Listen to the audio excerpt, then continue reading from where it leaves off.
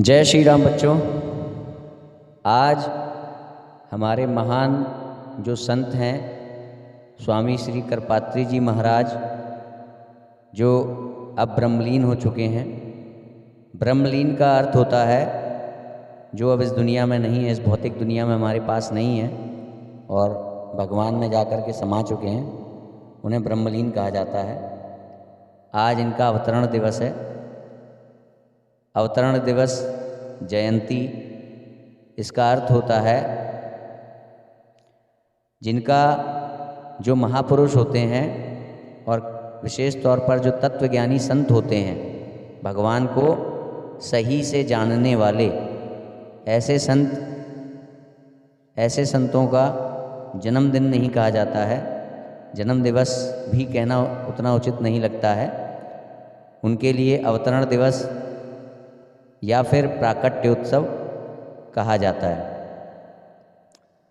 स्वामी श्री करपात्री जी महाराज ने अपने जीवन काल में वैसे बहुत सी उपलब्धियां सनातन धर्म के लिए स्थापित की, जो कि कभी भी भूलने योग्य नहीं है। उन्हीं में से एक विश्वविख्यात उनकी उपलब्धि थी, उन्होंने एक ग्रंथ लिखा था, मार्क्सवाद और रामराज्य।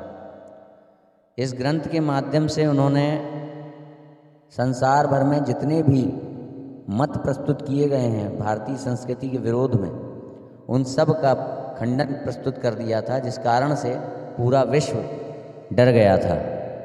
इससे भिन्न गौरक्षा आंदोलन के अग्रणी रहे और धर्म की जय हो अधर्म का नाश हो, ये उद्घोष भी इन्हीं के द्वारा रचित है, जो आज हम सब प्रत्येक मंदिर में सुनते हैं, बोलते हैं। समय के अभाव के चलते इनके बारे में और वर्णन कर पाना तो संभव नहीं है, पर इतना बताना बहुत ही आवश्यक है कि ये हमारे सनातन धर्म के एक प्रमाणिक गुरु हैं। प्रमाणिक गुरु का अर्थ होता है, आप छत्रपति शिवाजी को जानते हैं। छत्रपति शिवाजी के जो गुरु थे, गुरु सामर्थ रामदास, वो जिस परंपरा से गुरु थे उसी परंपरा से ये भी गुरु हैं। अब ये परंपरा क्या होती है, ये भी जानना आप सबके लिए बहुत आवश्यक है। परंपरा, आज अगर आप किसी से फिजिक्स पढ़ने जाएंगे, मैथ पढ़ने जाएंगे, तो आप ये चाहेंगे कि मैं जिस टीचर से मैथ फिजिक्स पढ़ूं वो सर्टिफाइड टीचर हो। सर्टिफिकेशन का मतलब होता है कि उस सर्टिफिकेट में टीचर ने जहाँ से शिक्षा प्राप्त की है उसका नाम लिखा होता है, शिक्षा के स्रोत का नाम। और जब उस स्रोत के पास जाएंगे जहाँ से आपने शिक्षा ली होगी, तो उसके पास भी एक सर्टिफिकेशन होगा। तो इस तरह से जब हम पीछे जाते जाएंगे तो गुरु का गुरु का गुरु का गुरु का गुरु, ये क्या है? परंपरा। तो भगवत गीता में भगवान श्री कृष्ण ने 4थे अध्याय के 2 श्लोक में और 3रे अध्याय के 16वें श्लोक में ये कहा है कि ज्ञान प्राप्त होता है परंपरा से। उसी ज्ञान को प्रमाणिक माना जाएगा जो परंपरा से प्राप्त हुआ होगा। उसमें ये नहीं लिखा है कि किसी प्रिंटिंग प्रेस की किताबों से जो ज्ञान मिलेगा वो प्रमाणिक माना जाएगा, या फिर जो गूगल और कंप्यूटर के ज़रिए आपको मिल जाएगा वो माना जाएगा, या फिर किसी ने स्वयं को गुरु कहना शुरू कर दिया, आचार्य कहना शुरू कर दिया, तो वो माना जाएगा। उसमें लिखा है जो परंपरा प्राप्त जो ज्ञान होगा वही माना जाएगा। तो ये भी एक परंपरा से आचार्य थे, और परंपरा वो भी सनातन धर्म की सार्वभौम गुरु परंपरा, जो प्रारंभ होती है स्वयं विष्णु भगवान से, और उसके बाद विष्णु भगवान ज्ञान देते हैं ब्रह्मा जी को, ब्रह्मा जी ज्ञान देते हैं वशिष्ठ जी को, वशिष्ठ जी ज्ञान देते हैं शक्ति को। इस तरह से गुरु के शिष्य के शिष्य के शिष्य के रूप में आते हैं 10वें नंबर पर भगवान आदि शंकराचार्य, जो शिव के अवतार थे, जिन्होंने आज से 2500 साल पहले, जब सनातन धर्म पूरा विलुप्त होने के कगार पर था, तो शिवजी ने इनके रूप में अवतार लेकर के वेद विरोधी तत्वों का खंडन कर पुनः सनातन धर्म की स्थापना करके हमारे धर्म को लुप्त होने से बचाया था।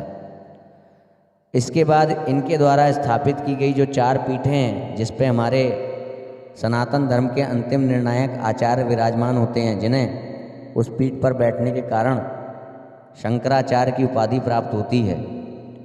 तो इस प्रकार से इसी परंपरा के एक गुरु हैं स्वामी श्री करपात्री जी महाराज। इनका मूल नाम था श्री हरिहरानंद स्वामी, और इन्हीं के अवतरण दिवस के उपलक्ष्य में आज आपके विद्यालय में लवकुश की प्रतियोगिता आयोजित की जा रही है। लवकुश से तात्पर्य है कि इनके जो इष्ट थे वो थे प्रभु श्री राम जी। प्रभु श्री राम की पूजा करते थे ये। और लवकुश कौन थे?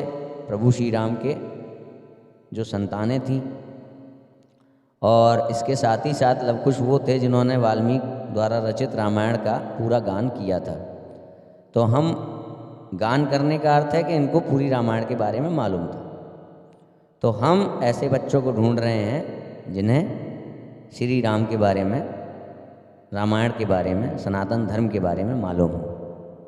इसीलिए आपके विद्यालय में आयोजित की जा रही है। आप सभी इसमें पूरी तन्मयता से भाग लें इस प्रतियोगिता में, और जो भी अच्छे अंकों से उत्तीर्ण होगा उसे सम्मानित किया जाएगा, पुरस्कृत किया जाएगा। इसी के साथ अपनी वाणी को विराम देते हुए हम सभी सनातन धर्म की और मनुष्य मात्र के लिए जो सार्वभौम गुरु परंपरा है, शंकर परंपरा, उसकी वंदना करेंगे। नारायण समारंभाम शंकराचार्य मध्यमाम अस्मदाचार्य पर्यंताम वंदे गुरु परंपराम। जय